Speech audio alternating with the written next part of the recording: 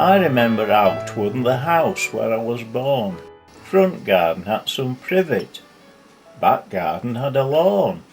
Flowers in profusion of every shade and hue, but the coloured Russell lupins always seemed to turn to blue. I remember Outwood Cottage, where 5 sisters and a brother were raised by Gran and Grandad, and one became my mother. Situate on Ledger Lane, with an orchard at the rear, and a lovely cat called Peggy who had kittens every year. I remember a privy at the bottom of the yard. The sisters always went in pairs. One of them kept guard. In the garden there were brown hens scratching in the ground. It was very often quite a while before the eggs were found. I remember Outwood School, the one on Ledger Lane. Messrs Sheard and Rowlands, each one with his cane. Learn your tables. Don't talk. These were their command. That's not right. You should know better. Hold out your hand.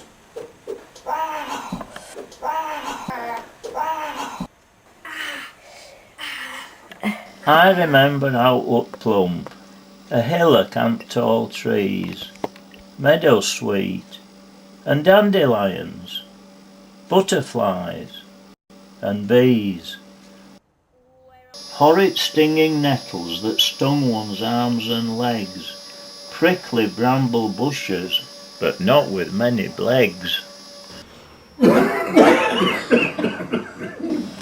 I remember Dr. Bottomley and a dingy waiting room, everybody coughing, scenes of utter gloom. Then for pill and medicine you went to Butterfield. In a few weeks' time you'd be either dead or healed. I remember bright red buses going to Wakefield and to Leeds. Mum and Dad went shopping to meet their every needs.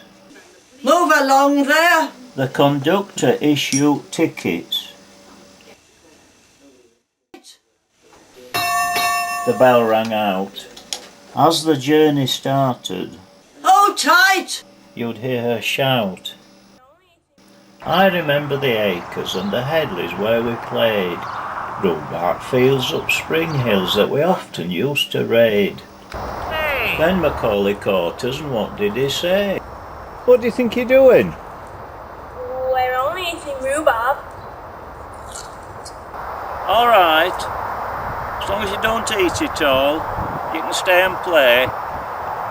I remember Boot the barber with his scissors and his clippers, shave the beards of old men, cut the locks of nippers, comics for the children on the seats around the shop, as you wait for short back and sides and a little bit off top. Have you read this? They Have read all of them. No, I've stopped that.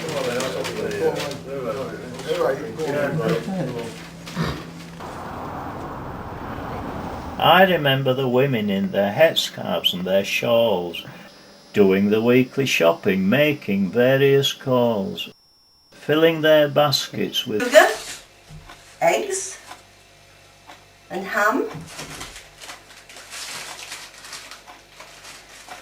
peaches in a tin, Dolly Blue, and strawberry jam. I remember Firewood Arthur, who came whate'er the weather, a pony and a cart drawn by Billy Leather. Rags, rags, Barrel is he seeking rags, Hallis with his coal, Paddy with his herrings, Best herrings that we've ever had, missy.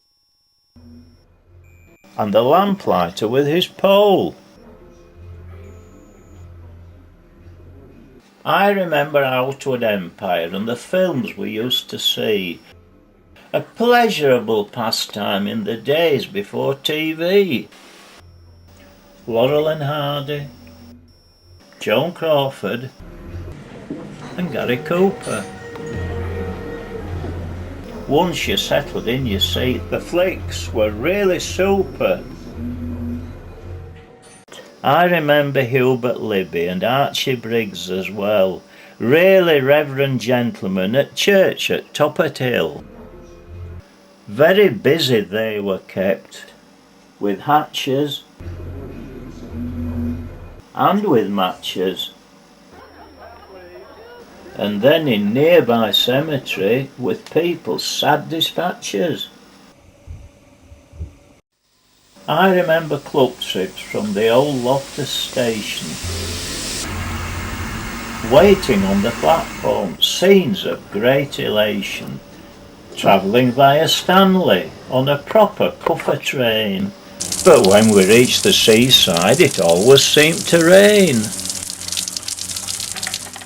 I remember winter nights when the fire's glow was nice, playing snakes and ladders, shaking out the dice.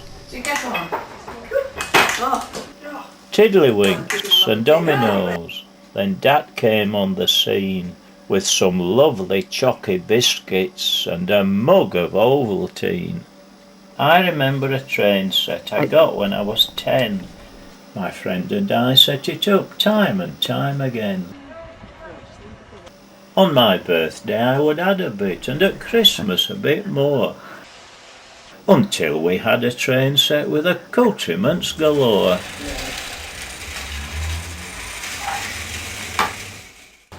I remember Yorkshire pudding served to us on Sunday, meat and tatey pie from leftovers on Monday, dumplings and stew made from cheaper kinds of meat. But the trifle in a dish was a very special treat. I remember old men gathered, passing time of day, talking of their ailments and cricket's state of play, Bradman and Hutton, then topics more severe, for in spite of Chamberlain's efforts, war was drawing near. I remember waking up when the streets were dimly lit, the sound of clogs on causeway, men going to the pit. For many men in Outwood, coal was their stress and strife, but a pint in the Drum and Monk soon brought them back to life.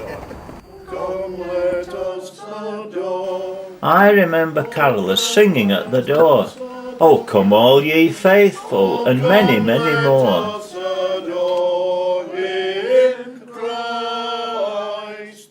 Sometimes they were invited in, refreshment to partake, a cup of cheer, a mince pie and a piece of Christmas cake. I'd like to wish you all a very Merry Christmas. And a Happy New Year. Though the years are swiftly passing, my memories linger on. Some of the places I've recalled still stand, some have gone.